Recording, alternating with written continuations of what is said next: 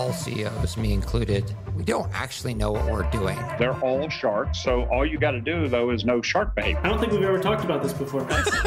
We can capture all of the wallet share. First place you start is with the product. That's just the first nut.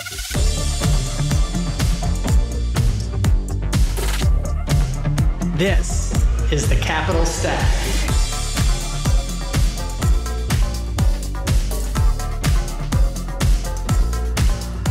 Hey everybody, this is David Paul, the host of the Capital Stack podcast, where I talk to founders, operators, and investors about all things value creation in startups. Today, I am talking to Josh Wagner from... Are you unemployed, man? Like, what? Dude, totally unemployed. Yeah. I was going to say, which one of those am I? Am I a founder, an investor? It's kind of weird. I don't know which one. So yeah, I am currently founder and a co-founder and partner at Operator-Immersive Capital, and also acting CRO at Rising Cloud. Wow. Okay. Yeah. Okay. So let's unpack that. Who is Josh Wagner? Yeah. So Josh is 25 year sales executive type vet, was a failed entrepreneur early in my career, started a production company out of college because I didn't want to get a job. You know, I thought that would be a cooler route to go. Porn? Yeah, for sure. Yeah. Got it. Who else makes money in production any other way? Exactly. Yeah. So we started doing that for a few years, made a couple bucks, but honestly, when my partner and I took a step back and looked in the mirror, it was funny. We both got married the same year and like on the road 10 months out of the year. And did we actually build a business, or would you just kind of create some jobs for ourselves that made a little bit of money? We're like, yeah, we didn't build anything scalable. The latter. Yeah, we're hustling, right? So we parted ways. Let's go find some experience in life. He went one way, I went another. I wound up building out a biz dev motion for a local e-learning company.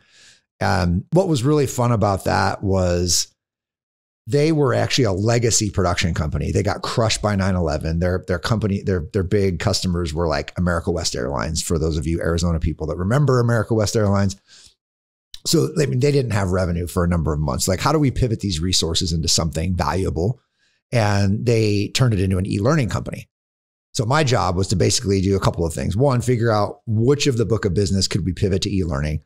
And then could we go out and find either new customers or new vertical markets we could tap into? Because at this point, e-learning was still somewhat mature. We weren't going to go beat Saba for institutional educational e-learning. We're just talking like LMS, right? LMS and custom content, right? Yeah. Like, what are you going to hang on it? So our strategy was really finding niche vertical markets where we could, with high compliance and low sophistication, frankly, and win, and partner with a subject matter expert, brand this whole business around that subject matter expertise. We did mine safety, we did green building, we did specialized NIST insurance. We did all these really interesting things, and use the e-learning company as a shared service essentially, and just create these little like branded things. So did that for a number of years. Had a good time doing it. In that time, I got reconnected with a dude named Justin Gray that you might know. The Justin Gray? The Justin Gray. Okay. Yeah. Jay Gray Matter. The real Jay Gray, for those of you that worked in LeadMD for any amount of time. We got reconnected over LinkedIn, grabbed a lunch, and talked to him about the e-learning stuff. He talked to me about this crazy business he was starting out of his garage, implementing a marketing automation platform called Marketo, right? So I'm like, oh, that's cool. Fast forward a little bit, I wind up selling him some e-learning program for one of his businesses. It was a payment processing business at the time. Billing Tree? It wasn't Billing Tree. This was Paid Suite. So this was post Billing Tree. Got it. Yeah. And he winds up selling me Marketo and Salesforce and the services to do this as the head of business development. Again, the head of one person, myself, at this e-learning company. Right. And I'm surprised he hasn't sold me anything yet. Yeah, right. Yeah. I don't have any new pieces of my software stack. Yeah, correct. Exactly. Right. Yeah. So, I buy it and I start running it, and I become, an early adopter of Marketo. We're talking 2011, 2012. I mean, it's still pretty new in the market.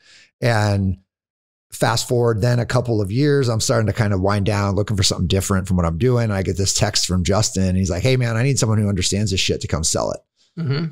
Cool. Go in, I interview, and that was 2014. I started at LeadMD. I spent the last almost 9 years there. We were acquired in the early part of 2021. And then Justin and I are getting the band back together. So we are co-founding in Revenue Capital. And during that time, I had been doing some advising and different things along the way. Rising Cloud is a cloud computing platform that I have some personal investments in. And they needed some help going to market, right? Like the company's starting to get some legs behind them. So it's like kind of that maturity point where you need to have a little bit of established sales motion. How are you going to work with partners? What's the training and enablement going to look like? And all of those types of things. So again, I don't know that CRO means much when you're the CRO of one, me, but it is what it is, right? It is what it is. Yeah. So what is the genesis of in Revenue Capital? Is it, Justin made his bones and you all made some money and you guys are going out and doing it? Or like, where's the opportunity? Yeah. So it's an interesting question. I would say summer of this past year in 22, Justin, I get a text, hey, can you meet for breakfast this week? Like, yeah, sure. I've worked with a guy for a number of years, so you kind of never know what direction he's going to go in, but I'm just like, yeah, I'm open to talk about whatever. He's like, listen, I'm probably out in 6 months. I don't know what your plans are, but I want to do something together. I don't know what it is yet. And it was literally this like kernel of an idea. Like, sure. Do we spin up another services business? I mean, that sounds fucking horrible, but do we spin up another services business? Do we, go find some piece of software we can develop? Like, listen, it was like throwing ideas at a wall, right? Mm-hmm. So we started getting into a cadence every few weeks of getting back together. We started this brainstorming document in a G drive, and it was just dumping stuff in there. Mm-hmm. Like, what can we do? We're going to do this. And then we eventually landed on this concept of, well, we don't want to do services, but there is a gap, especially for early stage founders, in figuring out how to go to market. Like sales and marketing, everyone says they need it, but they don't really know where to start, what it is. Like traditional VC is going to say, go hire your VP of sales, get a little small army of SDRs going, maybe get a couple AEs that got a couple relationships. Like that's the playbook that's been around forever. And we're sitting here thinking, yeah, I mean, you can do those things, but it's high risk. Like sales and marketing hires are high churn. They're expensive. Like there's a lot of risk going. You don't have that many at bats to make that work. You don't. And it's such an expensive hire. Mm-hmm. And, they have to have like it. And there's so many different flavors of salespeople out there.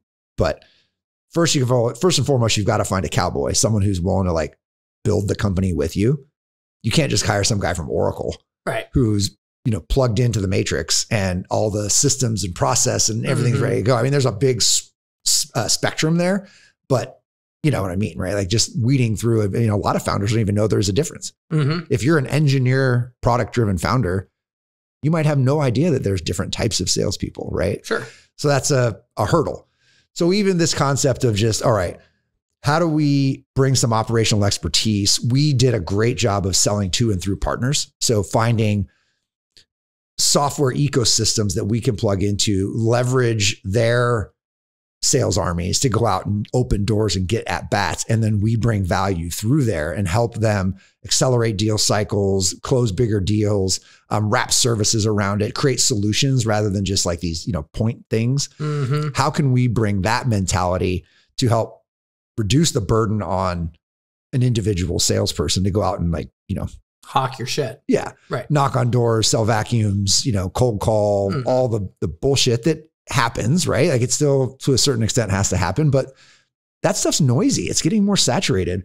How many emails do you get a day? How many cold calls do you get a day of people trying to pitch you shit? I mean, yeah, I mean, like that's a really good point. I was just, thinking about that. I mean, is it's the opportunity, but it really is. I mean, just an abundance of noise. So much noise. I mean, how many LinkedIn messages are there? How many emails are there?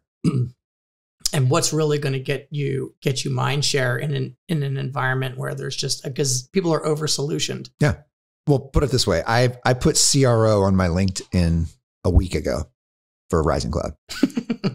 That was a huge mistake, by the way. I should have remembered. I was VP for a minute at LeadMD and it was just a shit show. But I mean, it's 10 a day, just LinkedIn direct messages from everybody selling everything from data to web development services. And none of it's tailored. None of it's just these blanket copy and paste massive messages. They don't know who I am, what I do. Anyone who cuts through the noise a little bit, I'll take a phone call. right? But like, it's just noisy, man. And it's lazy. Yeah, it's lazy, it's noisy, it's batch and blast, it's activity-driven metrics that don't drive the business, right? And it's unfortunate. So many of these VPs of sales and CROs come into these businesses and they weren't really. My favorite saying, so I have a podcast, I'll give it a shameless plug real quick, called the Love Selling Hate Sales Podcast. And I can't believe you're plugging your own podcast on my podcast. Yeah. It's unbelievable. It's happening. So take it all in. So on that show, one of my favorite saying is, nobody went to school for sales, and even less people went to school for sales management. Like, you all just did what your boss told you. Right. You bitched about it, right? Right. Like, oh, my boss is such an asshole. Like, all he does is this and this and that. He's like, hey, you want to be a sales manager? Yeah. Okay, cool. Oh, I'm going to do that. I'm going to do weird pipeline management calls. I'm going to manage activity. Nobody knows unless you have a great mentor who caught lightning in a bottle. You're just going to do what the guy before you did, even though it sucked. Right. And yeah, I don't think anybody goes to college wanting to be a salesman. No. Or even a manager. Like, operations. Like, hey, I want to be in business operations, but there's not a business that actually exists. Frontline sales manager. That sounds good. I'll have that. Yeah. Give me a quota. Yeah. Right. I'll run into it. Nor is there any really training for that anyway. It's starting to grow. It's starting to become a thing. You're seeing like sales assembly and stuff like that. Like it's a growing obvious gap in the marketplace, but no, I mean, there's still no like hardcore, I'm going to go to Harvard and get a sales degree. So I see a ginormous opportunity in what you guys are doing, essentially because marketing and sales are such a diverse set of skill sets. I mean, in marketing, you have the strategist, you have the executor, you have the branding person, the messaging person, and they candidly can't afford any of it, right? Marketing is an insanely diverse profession right now. Yeah. So I mean, you rattled some things off, but like technologist, right? Ops, like spreadsheet guy. I mean, there are a million different like hard, tangible skills in marketing now that didn't even exist 20 years ago. And now you put a CMO over top of it. And that CMO could have come from brand. That CMO could have come from technology and not have any clue about the other one. It's an incredibly crazy discipline. So how does an early stage company navigate this stuff? So it's just hacks, dude. Like you watch it. It's funny because, you know, I would make fun of this stuff because we did a lot of consulting for, you know, Fortune 500s and stuff like that. So you're kind of in the machine and you can make little tweaks and this and that. And people think it's like you invented water. And then now I'm back in startup world and I'm like, oh dude, I got to like duct tape this thing together. Right. It's the foundation is good data. Like where can you find data that matters to your business? And that's the biggest challenge that people don't even realize. You go to a Seamless or a Zoom Info or whoever these data providers are, they all have good stuff, but do they have stuff for your business? Like, how can I get good data? And then how can I leverage it in a really smart way? Right? Can I get some really interesting, like personally relevant outbound going that's kind of light lift, right? Like through email and SMS and things like that. Can I partner with some people in the industry? I think, partnerships is a big one, right? They can elevate our brand. So think about at LeadMD, we partnered with Marketo. Marketo is a big up and coming marketing automation platform. So our association with them as their premier services partner, that elevated our brand. So we weren't spending now millions of dollars on brand awareness because we were doing that through a partner who had relationships in the market and they could put stuff out on our behalf. They could introduce us to customers, things like that. So I think that's a big one for early stage companies. Like, who can you tap into? What's a compliment? Where's a compliment where you add value to their customers? They add value to your customers. How can you get in the door? How can you make everybody more money? Yeah, it could be a rev share. It could just be deal acceleration. There's a lot of different ways you can do it, but really looking hard at what's deal acceleration? Just closing deals faster. How do you offer that? So, we've sold professional services. And the interesting part about that is in a challenge as a software seller, right? If you come in as a software salesperson, they know you're selling software, right? Like you've kind of got the answer to the question is, oh, Marketo. All right. Right. Yeah. I'm here to solve your problem as long as it's to buy my software. Yeah. As long as it's Marketo, right? Like you can slice and dice it any way you want. But if you have the ability to be a independent third party that can come in as more of that solution engineer, and that's the role we tried to play a lot of times, was solution engineer. And you can really dig into, you're not worried about feature function. You're worried about what does this do to the business? What is the ROI here? What, are we replacing headcount? Are we getting better conversion rates? What are all those different things? You can kind of solution around it, and you can build a deal thesis that says, I always loved putting in the cost of delay into my model. And it's like the simplest thing ever. Yeah, but no one does that. But no one does it, right? So I'd build out this funnel model, right? And it would show, oh, you optimize this, this, and this, blah, blah, blah. You see $100 million lift in 3 years. The cost of delay is $80,000 a month, right? Like if you don't sign. So just simple stuff like that, right? But it's funny. I remember my brother told me, so he's an executive in the restaurant industry. And, I was building this model one time and I said, hey, can I float this past you? And he goes, dude, you know what I love about this? He said, executives know there's opportunity. Like they know that there's a chance to go do this or that, but they love to just see it in their face because they're optimistic. Like $100 million lift by doing this or 10 million, whatever it is, they love to see it. And when people remind them, it's like the simplest thing. They love it. They get so jazzed up about it. So even that idea of creating some urgency around getting you from here to here by doing this thing is a deal accelerator. And how do you learn that? So it's just testing. Yeah. So it's another funny thing I talk about a lot on the Love Selling Hate Sales podcast. Shameless plugs all around. It's not enough in sales anymore. And this is what companies do such a bad job of teaching people is, they go through product training and they go through the slicks and the battle cards and all the process and all this kind of stuff. But if you want to be really good at sales, you need to be a good business person. And I told you before, I failed at my first business, but that doesn't mean I didn't learn anything. I learned about a P&L. I learned about a balance sheet. I learned about cash flow. I learned about cost of goods sold. I learned about all these things that I needed to learn about that I don't care if your business is one person or you're Apple. Those are the things you think about.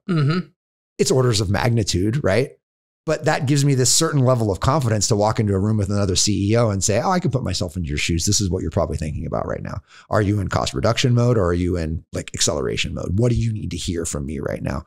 And I think there's such an incredible opportunity for salespeople right now. You could start any kind of business.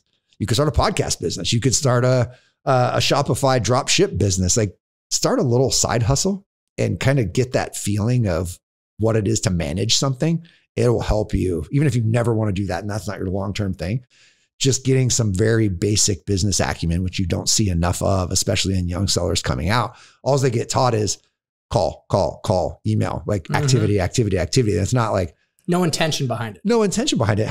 In what world is the most junior person in your organization who's 6 months out of college going to have an intelligent conversation with a CFO? Let's say you're selling your product to CFOs.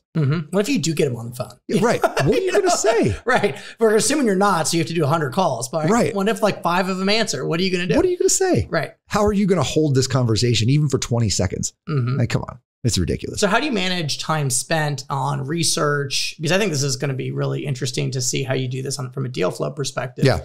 Is like, how are you going to think about, time to learn, right? And time to strategize and time to think before going to market and learning. And so, and like, I guess that ties into your whole deal flow. Yeah. Motion. Totally. I'm dropping motion. Since we're using that. That's a big gray one. Yeah. So I really, we Justin and I often talk about developing a cheat code, something that's going to give you a leg up. It's a cheat code, right? It's up, down, left, right, A, B, select, start. Was that Contra from our Nintendo days? So what's the cheat code? And for us, oftentimes, and this is another Justinism, I don't mean to steal it because I'm sure you'll have him on at some point, but relationships are the only currency that matters. And I think that outbound in sales and like in a deal flow standpoint, it's gonna mash up, right? What are those relationships that you can use to open doors faster? So we'll look at it from a sales standpoint, then we'll look at it from a deal flow standpoint. So from a sales standpoint, if you're selling into the CFO again, what's going to get a better response? Your junior SDR or your CFO reaching out to him and saying, hey, I did this thing. You might be interested in it. Can we set up a call? Right? That's very oversimplified, but I think that's what the future of outbound is going to turn into. It's going to turn into either SDRs or AEs being very strategic researchers and basically having to come to their executive team for them to do outreach and say, here's my research. This is why these 5 companies are worth your time to reach out to. And here's the pain points. This is what they're going through here. Like really, everyone has to be an analyst. They're an analyst. You arm them, you get them set up, and now your CFO reaches out to their CFO. It opens the door, and then you can quarterback the rest of it from the back end. So it's like this upfront, you almost have to pitch your C-suite on why you think your 5 customer reach outs are worth their time this week. They do it. It's highly strategic, highly valued. Then you're quarterbacking everything on the back end. I think that's going to happen. It's already starting to happen in enterprise deals, and you'll start to see it come down market a little bit just because it is so noisy, right? Yeah, I believe that. I buy that thesis. I've generally always had a stale taste in my mouth when it comes to partnerships in early stage companies because they all look great when they first, when they first start, and then you don't know that they are. You waste a lot of resources. You're giving away margin, and it's a very long path to value. So, how do you think about identifying the right ones and focusing and doubling down? It is really the complementary part, right? Like, if the answer is what's your spread that you're paying, right? Well, then we're not really partners, right? You're resellers, you're referral partners, whatever, right? They're there just to beat you down on your margin. Yeah. That's not a partner, right? Like you really want to look for, and there's a couple things. There's referral partnerships. And if that's what you want, that's fine, but it has to be pretty low friction for you. That's like, hey, I'm going to give you a couple points to refer me a deal and we'll take it from there. Fine. If you want to do that, you want to build a stable of those, that's fine. That's not a partnership. That's just kind of a referral relationship. But easy to get off the ground. Easy to get off the ground. Yeah. So there's pretty low friction, right? You give up a couple points on a deal, whatever, you get more at bats if they do, right? Like that's the thing is people will sign those things, but you'll never hear from them. So that's what I guess that's like the good thing is you're not giving up a lot of points. You're taking the relationship over immediately. Right. But you are not necessarily, the partnership isn't really set up to succeed because you're not doing a bunch of upfront work with them. Yeah. Yeah. So I like to look for, especially for a founder, right, who's early stage, you kind of want to look for almost that imbalance, kind of like with us in Marketo, right? That they're much bigger. Us spiffing them 10% on a services deal means nothing. They don't care about it. So what is it that we can do to give them an inordinate amount of value that isn't monetary but it's complementary, right? Like shit, their customers are churning. We know that. So how can we keep them from churning on the back end? We provide a killer service that is very easy to get things off the ground. Cool. That's value to them. That's value to their executive team. Their executive team can push it down. So I would look for that imbalanced relationship where you can provide super high value by what you're offering.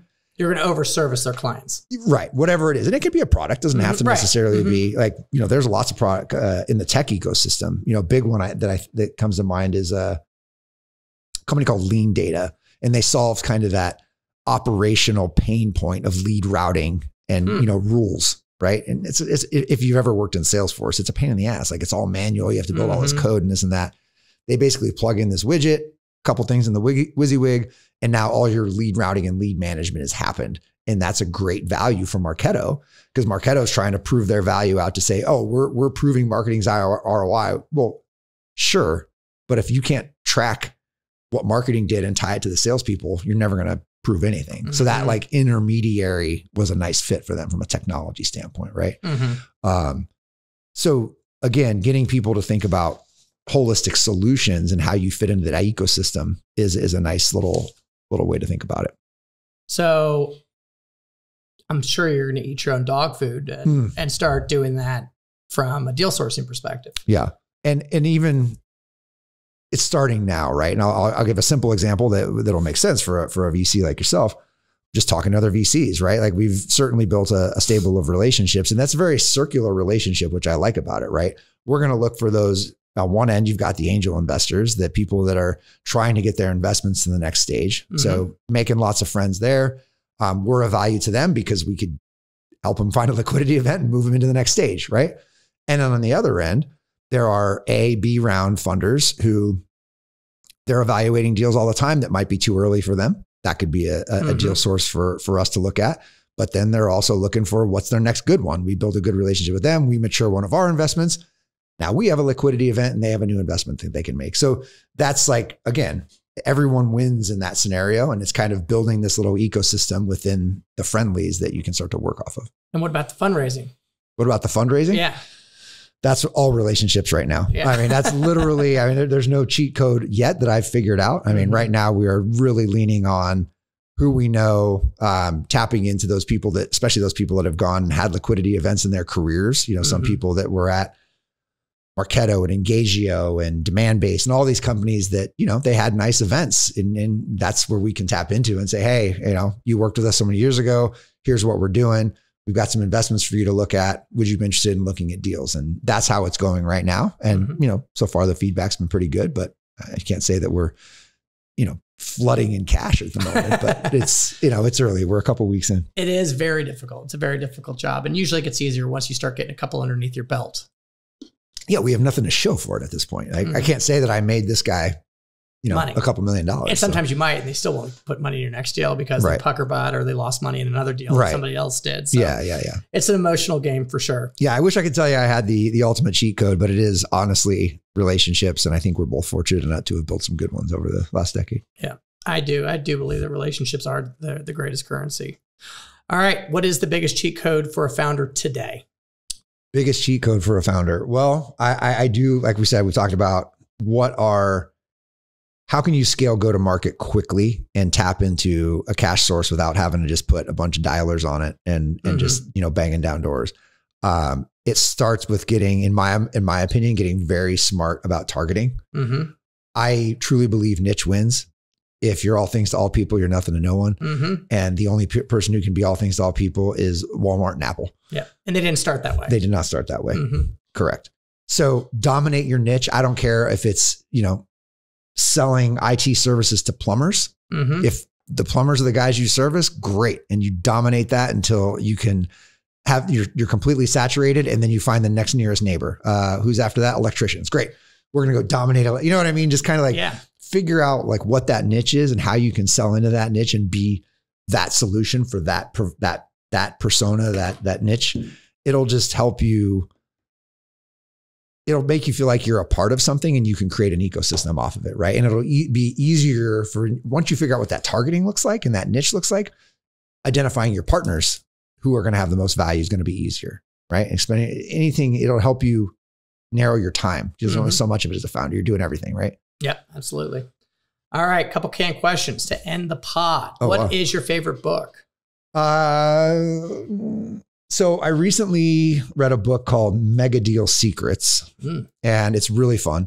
It's a former enterprise sales guy who did like 500 million in software sales in 2 years, had a couple, $1 million W2 years and retired.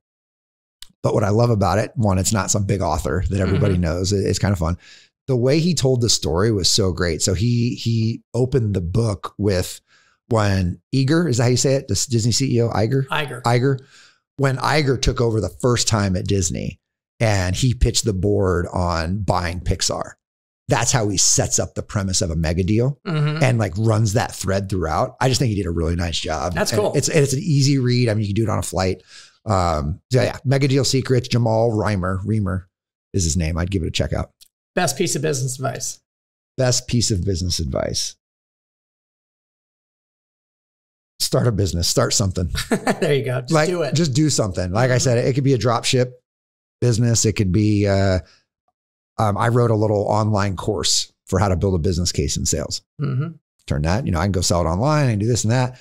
Like just do something to keep the creative juices flowing. Cause you'd be surprised at how much that you can just like, oh, that little nugget, I can apply this over here in the main business. Right. And you can fail cheaper. Yeah. Right. Totally. You might start get to a point in your business where failure might start getting expensive. Like have a little like playground over here, that costs you very little. Yeah. Awesome. Where can people reach you? Where can they send you deals?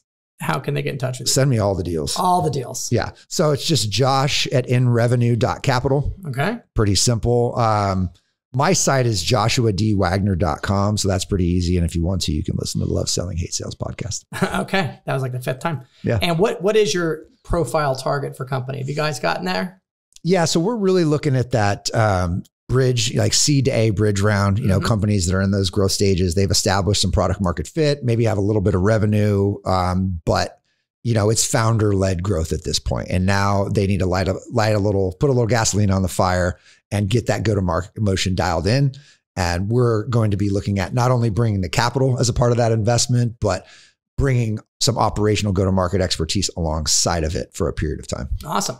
Sounds good. Everybody, thank you so much for listening to The Capital Stack. We drop an episode every Tuesday on all your favorite platforms, Apple, Spotify, and YouTube. If you like it, tell a friend, leave a review, cancel me, do whatever. And I will see you next week. Bye-bye.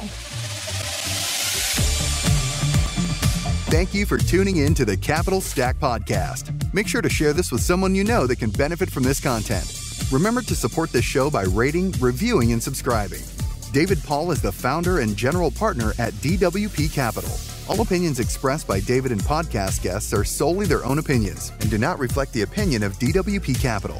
This podcast is for informational purposes only and should not be relied upon for decisions. David and guests may maintain positions in the securities discussed on this podcast.